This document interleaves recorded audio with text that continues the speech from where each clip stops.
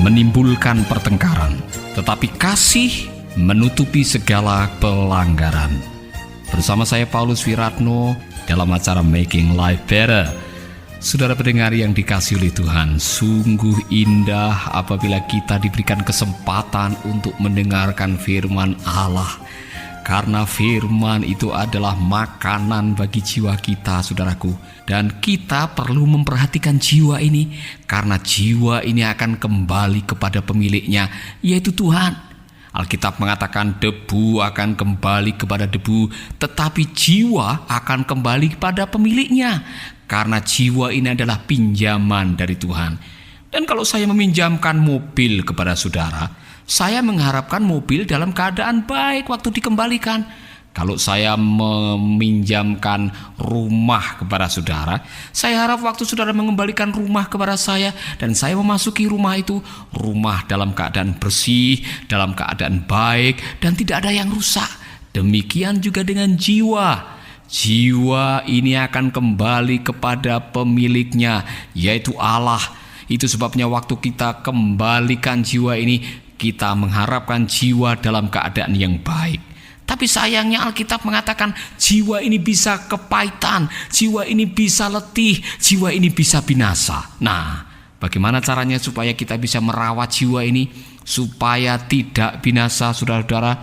Inilah yang dikatakan oleh Alkitab, kebencian menimbulkan pertengkaran, tetapi kasih menutupi segala pelanggaran.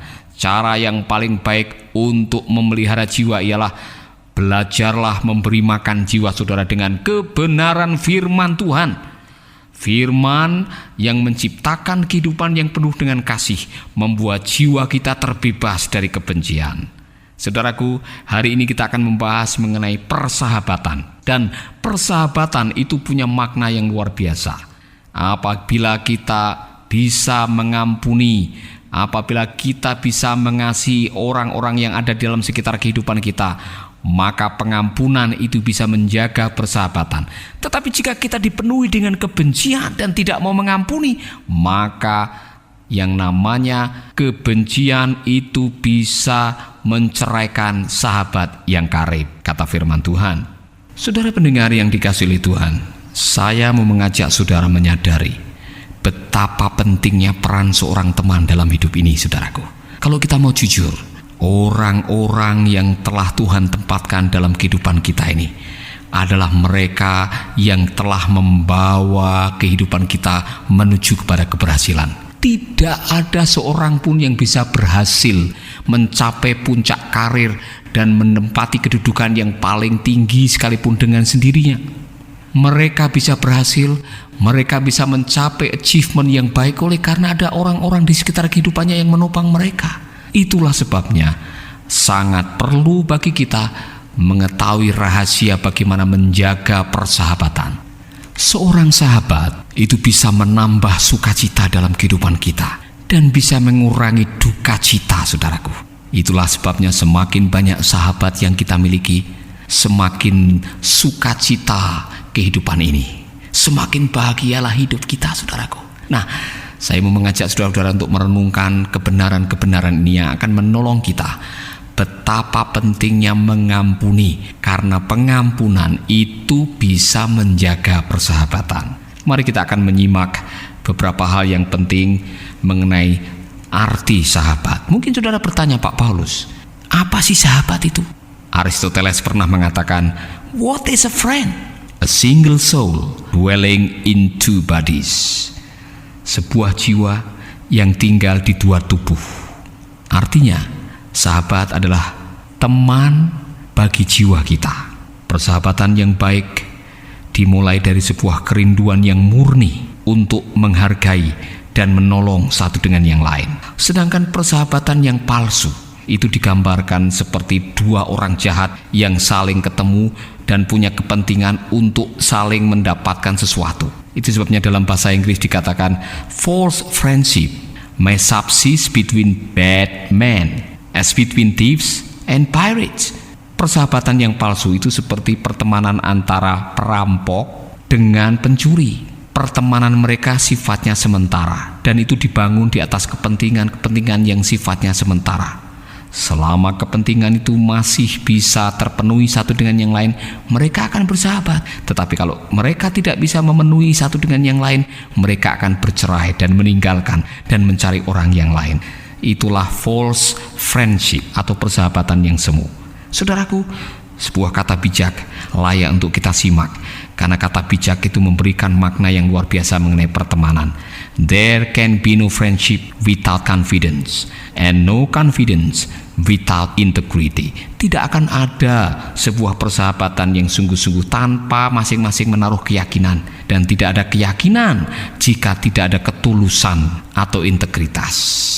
Dan yang memang sangat menarik dan perlu untuk disimak dan sedikit memprihatinkan ialah kalimat yang mengatakan there is a little friendship in the world. Ternyata di dunia ini yang namanya persahabatan sejati itu hanya sedikit saja.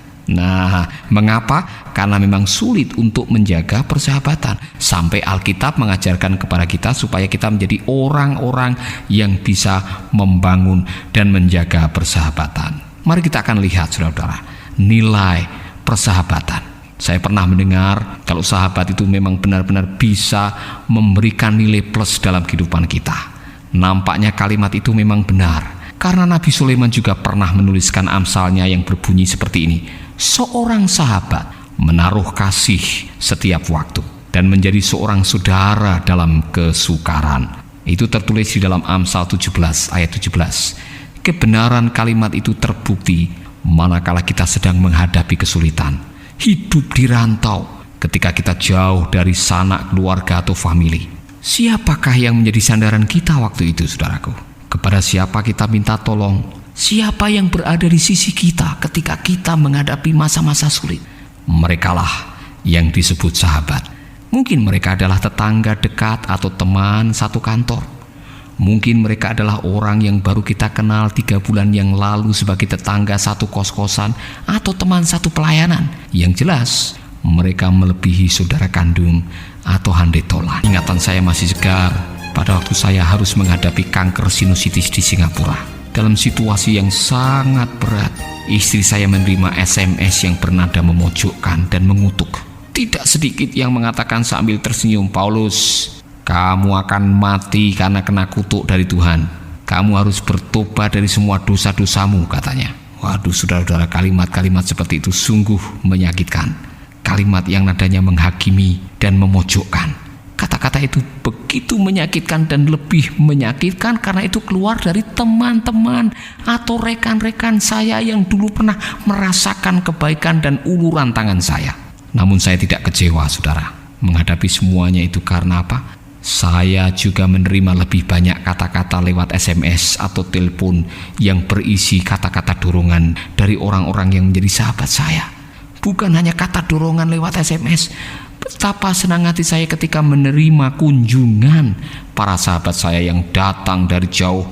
Ada yang dari Jakarta, ada yang dari Surabaya, ada yang dari Australia, ada yang terbang dari Amerika, 24 jam terbang sampai ke Singapura hanya untuk duduk di samping saya, mendoakan dan memberkati saya dengan bantuan uang, kemudian kembali lagi ke Amerika Serikat. Saya tidak pernah melupakan kebaikan sahabat saya yang namanya Pendeta Rich Whitmer dengan istrinya yang bernama Melissa. Saudaraku, mereka adalah teman-teman yang waktu membesuk saya, mendoakan dan memberikan kata-kata kekuatan dan kata-kata dorongan. Bukan hanya itu saja, saudara, mereka adalah orang-orang yang mengatakan, "Pastor Paulus, I will stand with you." Saya mau berdiri menopang kamu dalam keadaan yang sulit. Kamu tidak sendiri. Waduh, saudaraku, waktu aku mendengarkan kata-kata itu, saya merasa ada sesuatu kekuatan yang baru. Ternyata saya tidak sendiri. Ternyata ada orang-orang yang selama ini menopang, mendukung, mendoakan, memberikan uang, dan bahkan datang untuk mengunjungi saya. Mereka itu adalah sahabat. Mereka adalah teman yang sejati. Seorang sahabat yang setia akan rela memberikan atau mengorbankan apa yang menjadi miliknya, bahkan nyawanya sekalipun. Tuhan Yesus sendiri pernah mengatakan seperti ini, orang yang paling mengasihi sahabat-sahabatnya adalah orang yang memberi hidupnya untuk mereka. Kalian adalah sahabat-sahabatku kalau kalian melakukan apa yang kuperintahkan kepadamu. Kalian tidak lagi kupanggil hamba, sebab hamba tidak tahu apa yang sedang dikerjakan tuannya. Kalian kupanggil sahabat, sebab semua yang kudengar dari Bapa sudah kuberitahukan kepadamu. Saudaraku, apa yang dikatakan oleh Tuhan Yesus sebetulnya sebuah contoh. Yesus ingin menjadi sahabat sejati bagi kita. Itu sebabnya dia mengatakan seorang sahabat yang mengasihi sahabat-sahabatnya adalah orang yang memberi hidupnya, rela mengorbankan nyawanya demi yang dikasihinya. Tidak heran kalau dia rela mati di kayu salib untuk saudara dan saya. Bukan hanya dia ingin menunjukkan dirinya sebagai seorang sahabat yang sejati, tetapi supaya kita juga bisa belajar bagaimana menjadi seorang sahabat yang sejati, yaitu rela berkorban untuk mereka yang kita sebut sahabat. Saudaraku, di dalam persahabatan memang ada take and give. Kita harus memberikan apa yang menjadi bagian kita, harus kita berikan. Yesus mengatakan, kalau kalian adalah sahabat-sahabatku, maka kalian akan melakukan apa yang kuperintahkan kepadamu. Jadi kita dituntut untuk menjadi orang yang setia melakukan apa yang diharapkan oleh sahabat kita. Nah, lepas dari itu semua, yang jelas kita sudah belajar hari ini betapa pentingnya menjaga persahabatan. Persahabatan dimulai dari kerelaan untuk mengampuni dan dilanjutkan dengan kesetiaan untuk saling menepati janji, saling menjaga confidence, dan saling menjaga ketulusan hati. Ketika setiap kita bisa menjaga hati seperti itu, maka persahabatan kita akan menjadi sempurna. Nah, saudaraku, mungkin saudara pernah merasakan, Pak Paulus, saya sudah lama ini banyak sahabat saya yang menghilang, yang dulu pernah dekat dengan saya semua pada pergi. Saudara, tolong evaluasilah dirimu. Bagaimana engkau bergaul, bagaimana engkau berkata-kata, bagaimana engkau berkomunikasi, dan bagaimana engkau memperlakukan sahabatmu. Dalam seri berikutnya kita akan membahas tentang bagaimana kita menjaga persahabatan yang baik.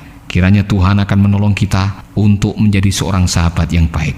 Sebuah kata bijak mengatakan, kalau engkau ingin memiliki sahabat yang baik, maka resep pertama yang harus engkau lakukan ialah jadilah seorang sahabat yang baik. Amin. Marilah kita menjadi seorang sahabat yang baik. Apakah engkau sudah menjadi seorang sahabat yang baik?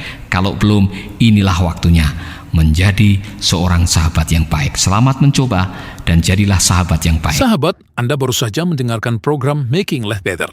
Hubungi kami di 0811 3901 144 atau 0811 3901 140. Mari dukung pelayanan Making Life Better melalui rekening BCA 66 900 30525. Sekali lagi, 66 900 30525 atas nama Paulus Wiratno. Terima kasih, Tuhan Yesus memberkati. Making life better, bikin hidup lebih baik.